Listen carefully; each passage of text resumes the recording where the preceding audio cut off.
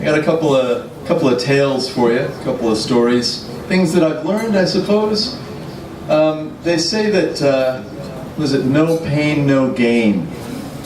I don't know if that's true or not, but I thought I'd share with you just a couple of stories from when I was young, things that I learned when I was young, because when I was a kid, I don't know, I was getting hurt all the time. I was just always having accidents. And so I thought I'd share some of the things that I learned through those tales of childhood hardness. And I guess the reason that some of these things happened, I think, it wasn't that I was clumsy or that I had any particular sense of daring or anything. I think it was just that I had very bad judgment. And when I say bad judgment, I mean bad judgment in the sense of taking risks. And that's because I didn't realize what I was doing was taking a risk. I thought it was just an innocent activity, but I proved that was not the case. So the first one was with the frisbee. You know, frisbees, you throw them back and forth, and you'd think that throwing it and having it fly would be enough. That would be exciting enough. But you know, you could throw it and you could get it to skip off the ground, and if you hit it on the side, it will skip and fly off. And so one day we were playing frisbee in the street so that we could skip them, and the frisbee was just sitting there in the middle of the street, and I thought, you know, if I kick the frisbee on the side, maybe I can get it to spin up. All right, and so I went up and I'm not going to do this. I've got the footstep here, so I know where I'm supposed to be kicking. I went to kick the frisbee, and I tried a couple of times, you know, and I go, oh, bam. And once I got it and it actually went up, oh, that was interesting. It actually went up and sort of flew a little bit. And then I went another time, and I went to kick it, and I just, instead of kicking the frisbee, what was under the frisbee? The street. And I just kicked the street as hard as I could. And I broke my toe. So, the lesson, don't kick the ground. Lesson number one.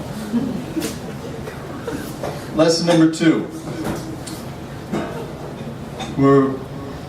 I was at a friend's house. I was holding a baseball bat. You know it's not going to end well. I already told you that I get hurt in all of these, so, but you don't know how yet. That's the suspense. One of the other kids had a hoppity hop. You know what a hoppity hop is? No. That's what I see some people do. So a hoppity hop is like, you know those big inflatable, are they Swedish? Those balls that people sit on and you work out with them, those big inflatable, big Swiss, big Swiss, like this, and they're bouncy and stuff. Well, a hoppity hop was one of those, but it had like a handle on it.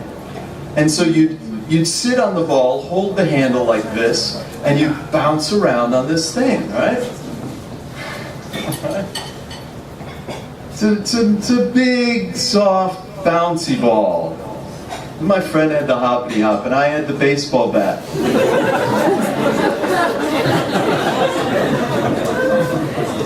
So I said, chuck the hoppity hop over. And it comes, whoa, and I had not studied physics prior to this. This was my first physics lesson, I think, other than the ground is hard. But I went with all my might, because I just thought I wanted to really send that thing flying. And I went, bam! And the bat just went, boom! Bounced right off the hoppity hop.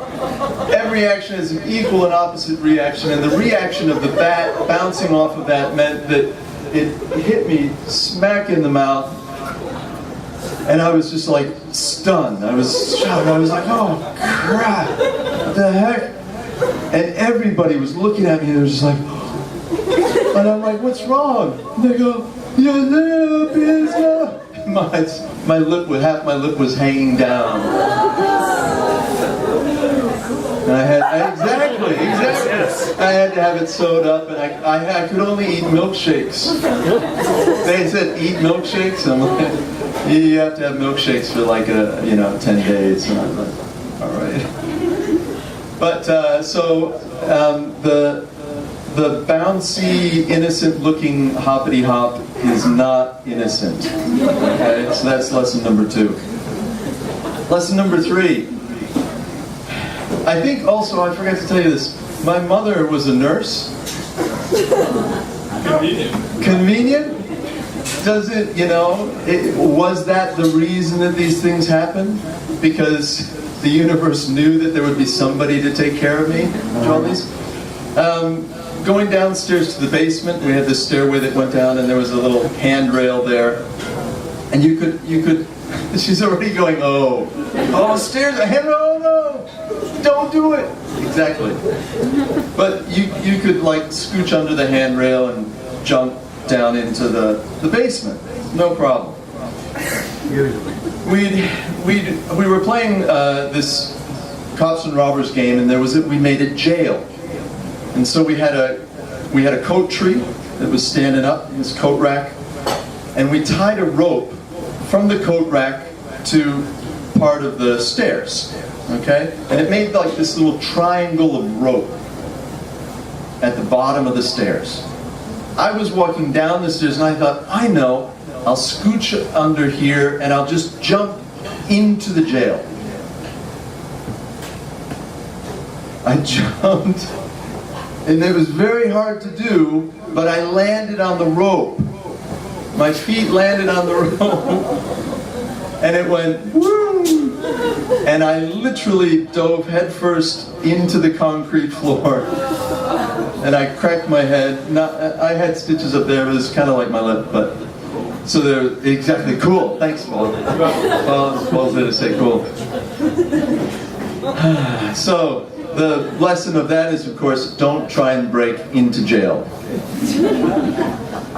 The final one, this is so embarrassing. I didn't think it was going to be this embarrassing, but it kind of is. We were living in Chicago, and we get lots of snow, and this one year there was just a ton of snow, and we had to shovel the roof because there was just too much snow on the roof, and we were worried the garage roof was going to collapse. My dad was a very large man, so he said he wasn't going to go up there. It was my job to go up and shovel the roof. Okay, fine. So I go up and I'm shoveling the snow off the roof, and I looked, after I'd shoveled it all off, I was standing on the top of the garage roof, and I was looking down at this huge mound of snow. It was like this mountain of snow. And I thought, awesome, I'm done. And nobody else is around, Dad's already, you okay? Yeah, okay, I'm fine. Yeah. But he's gone. And it was like, I don't know, the snow was maybe as tall as Paul. It was tall, it was a big, giant thing of snow. And so I thought, I'm just going to jump into the snow. And I remember, why did I think of this? I don't know, but when I learned that when you jump from high up, when you jump into the pool, you don't want to smack, so you go like this.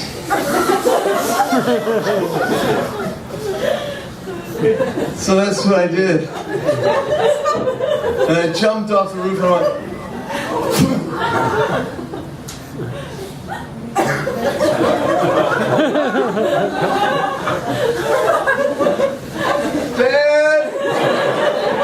Dad, Mom, somebody. And I was stuck there, and it was just like, and I slowly, I'd slowly like dig out my, these little things from my hands, and I'd kind of wiggle a little bit, and I'd kind of, and then I'd move one leg a little bit. It's really hard because it's just the snow doesn't compress, and I think it took me about maybe 20 minutes to get out, and I remember like I finally got out, and it was like I'd gotten out of quicksand, and I was like going backstroking across the snow. So lesson number 4, even though snow is a form of water, it's not the same as water. That was that. So those are my 4 lessons for you today. But as I said, they're very, very embarrassing. So what I'd like to do is, I'd like to sing a song for you, which might also be embarrassing. But this is a song about keeping this kind of stuff just between you and me. Yeah. You wanna? Mike's gonna play a little, add some French trumpet onto this piece as well.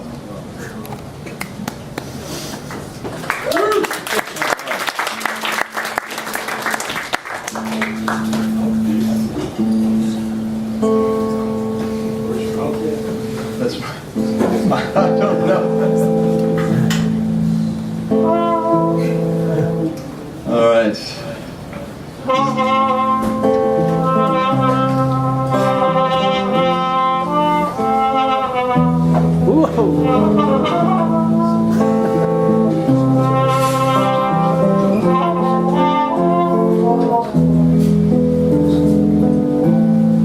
Don't tell the new day that it's time for it to break. Don't tell her sweet lips that that last kiss was a fake. Don't tell the Inquisition that my heart was on the take. Let's just keep it between you and me.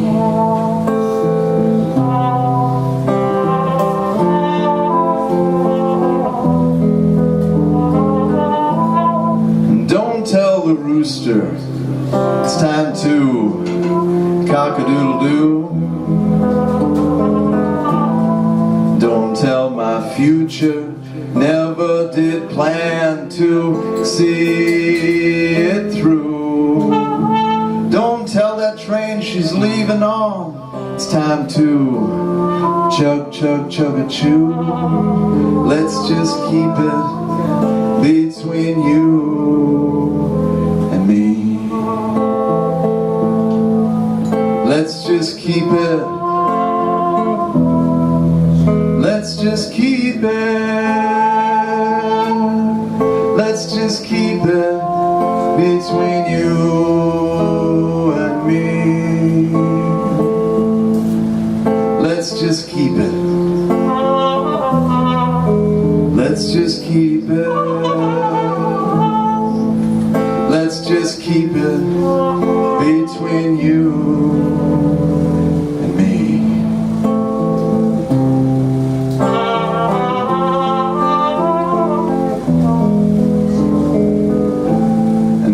Tell my good luck that it's going the wrong way.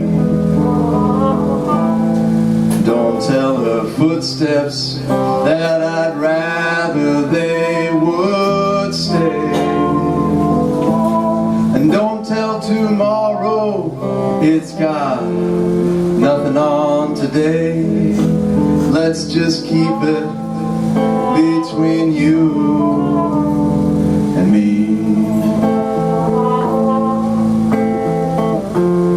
Cross my heart, hope to die. Stick a needle in my eye. I cannot tell the truth, but I can keep a lie. So let's just keep it between you and me.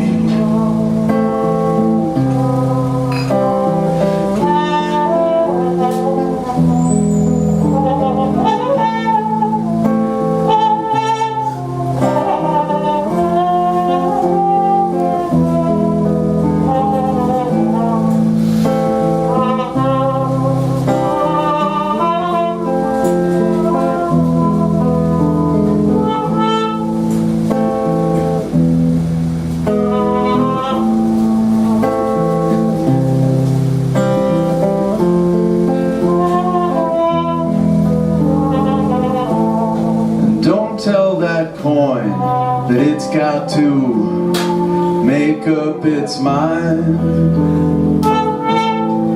Don't tell her dreams that I'm not the dreamy kind. And don't tell my worries I plan to leave them all behind. Let's just keep it between you and me. Let's just keep it. Let's just keep it. Let's just keep it between you and me. Let's just keep it. Let's just keep it. Let's just keep it between you and me.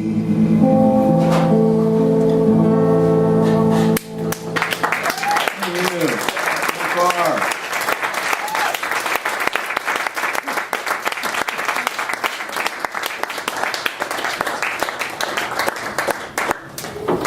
All right. Almost done. I got one more song I want to sing for you, and this is, I realized I don't think I've ever actually played this song live, so it's pretty exciting to do this. But this was a song, like talking about lessons, this was a song that I wrote when I was actually, I took a songwriting course. So I went, I left Japan and was living in Australia, and I wanted to learn more about songwriting and about the music business, and so I took this songwriting course.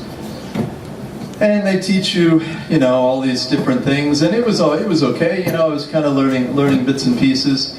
But we were doing this section on lyrics. We were learning about writing lyrics, and the instructor, up until this point, like the lyrical content hadn't been that exciting.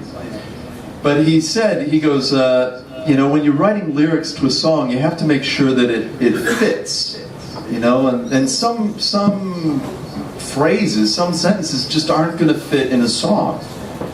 And he goes, for example, yeah, this is what's not going to fit into a song. And so he writes on the board, and he goes, for example, the boys are circling around Lancelot. He goes, it's not going to fit into a song. Well, my jaw dropped. I was like, that is the best line I've heard in the whole course. The boys are circling around Lancelot. So I wrote a song called The Boys Are Circling Around Lancelot. How's it go? That's right.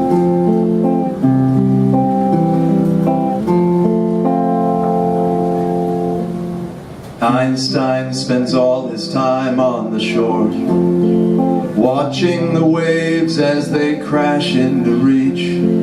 He hasn't spoken for 20-odd years, and hell, no one would understand anyway. And Mary is proud of her children. Yes, she has had a few. And to all the men on the corner she meets, she says, how are you doing, my son? How are you doing, my son?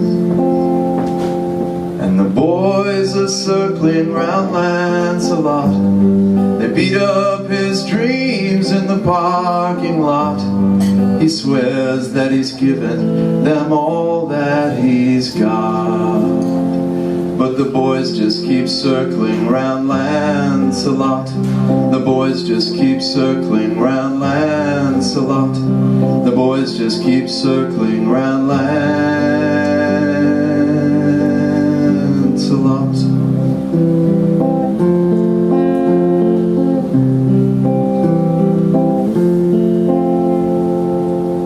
Elvis sings songs on the subway. He calls all the stops on the line. There's a seat vacant, but he doesn't take it. He likes to be free to move on. And Jesus directs the day's traffic. He sends all the buses to hell. And when someone asks how to get anywhere, he says, can't you see I am the way?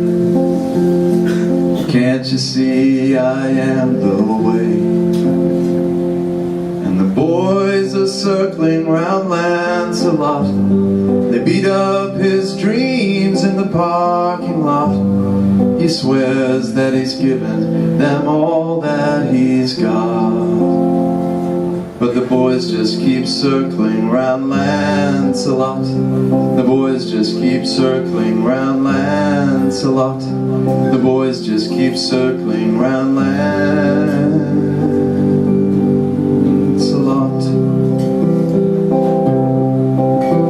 If I had my sword, I'd run you all through. I've done it before.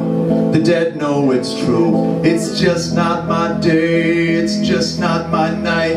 If I were myself, I'd give you a fight. Hey, let go of my shirt and unhand my beer. And what have you done with my sweet Guinevere? Boys are circling round Lancelot. They beat up his dreams in the parking lot. He swears that he's given them all that he's got. But the boys just keep circling round Lancelot. The boys just keep circling round Lancelot. The boys just keep circling round Lancelot.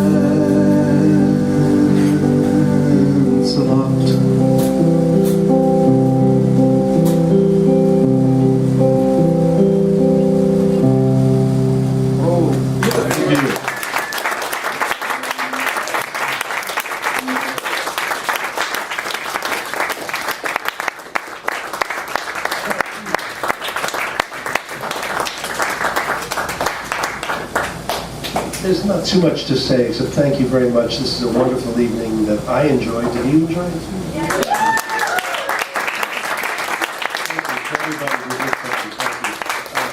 Phil, you're off for a couple of months. You're not going to go ahead.